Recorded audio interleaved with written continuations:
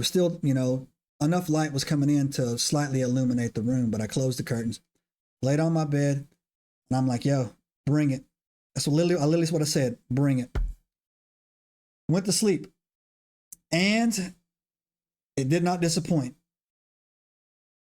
I was woken up again. I was in a sleep paralysis, but this time it was at the foot of my bed, right beside my ankles. And my first reaction was, because I remember I had been getting less scared and more pissed off, my first reaction was to jump up and tackle it and turn it into pudding, right? But I couldn't move. I was in that sleep paralysis state. But then again, I just remembered what was put into my head. So in my mind, I imagined myself shoving this thing in the chest as hard as possible as I could. And when I did that, it flew across the room and banged up against the wall, right? And then something even stranger happened. When it did that, I am in my mind, I had a moment of reprieve, like, yes, but that's not what happened. It screamed at me as loud as it possibly, it scared the shit out of me. It screamed at me as so loud, and it shot right back at me. It's super fast, right? And I did like this crazy little convulsion thing, and then I snapped out of my paralysis, and I shot up in that bed. I don't even know how, without even bending a joint, I shot up in that bed, and I was standing on top of that bed. I was breathing like I just ran a mile, and I was covered in sweat. And I freaked out. So, jumped off that bed, grabbed my keys, grabbed my shoes. I was wearing high-tech boots. I'll never forget it. Put those on, walked out, inside, jumped in my car. I was driving a black Honda Prelude. Drove to Atsugi Air Force Base during typhoon conditions, calming my heart rate down, pulled into a Kentucky Fried Chicken that they had on base, got a Dr. Pepper, sat in a corner booth with like 2 or 3 other kids that were in there just goofing off, but I was over there by myself.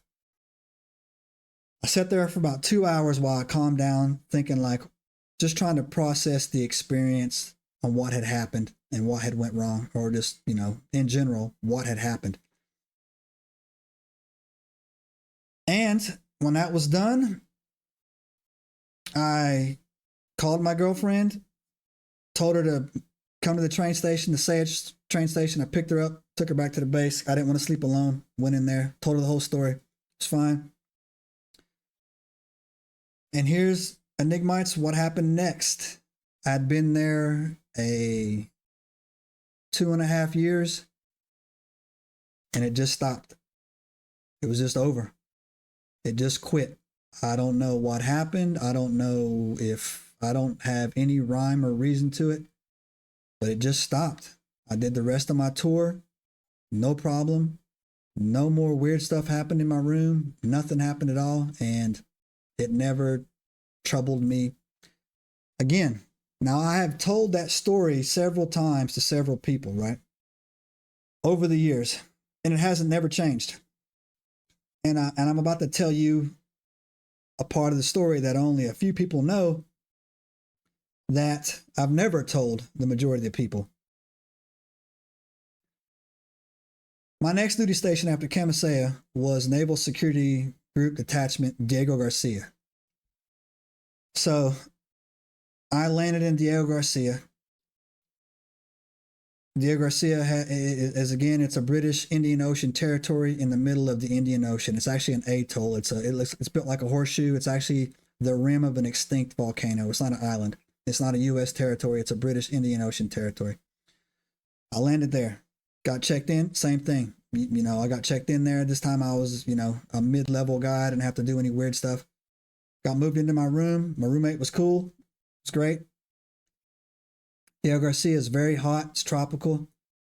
I'd been there for about a month, 30 days, acclimating to the weather. I was already on my duty section. I was already doing everything I needed to do.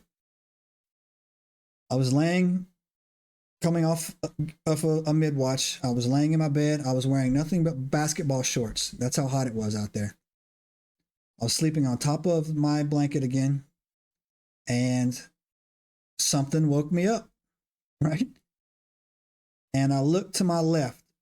I was not in a sleep paralysis state. I was in, like, I could move some parts of my body, but I didn't have full function of my body.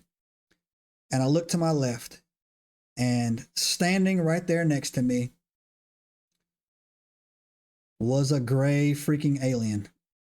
Now, at the time, I didn't really know what it was, but now that I know what I know, that's the best way to describe it. Matter of fact, I'm actually going to put the picture of it. I had ChatGPT help me, describe it the best I could, and it looked like this.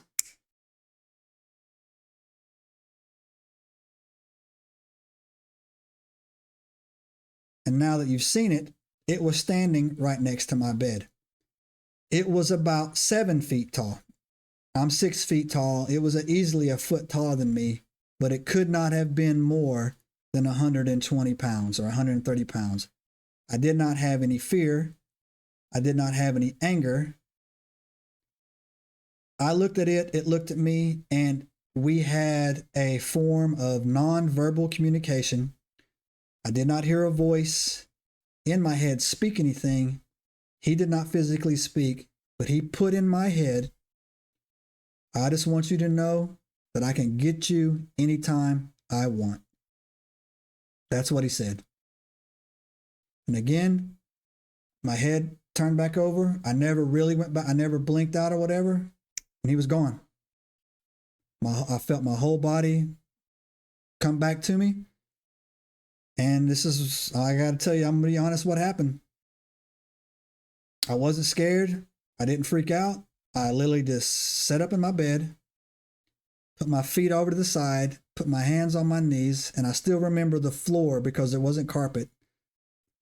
The floor was nice and cold on my feet. And I started laughing. So I started laughing. I was like, you got to be kidding me, man. You got to be effing kidding me. An alien just told me that it could murk me anytime it wanted to murk me. That was literally what came to my head. And I laughed. I don't know if that was some type of coping mechanism. I don't know if that's just my weird sense of humor.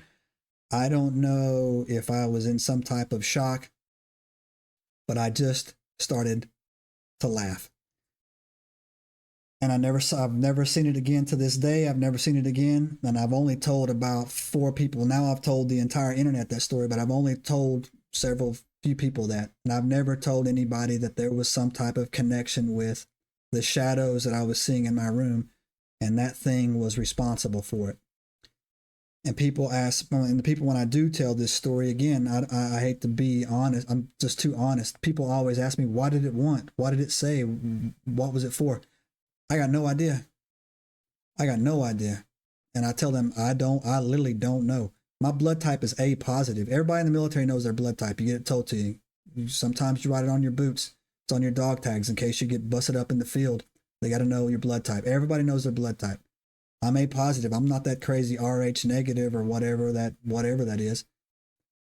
I was nothing spectacularly special in that barracks. There was 9 other guys that was this happening to. We just happened to be living on the same block of rooms. That was it. And I never saw it again.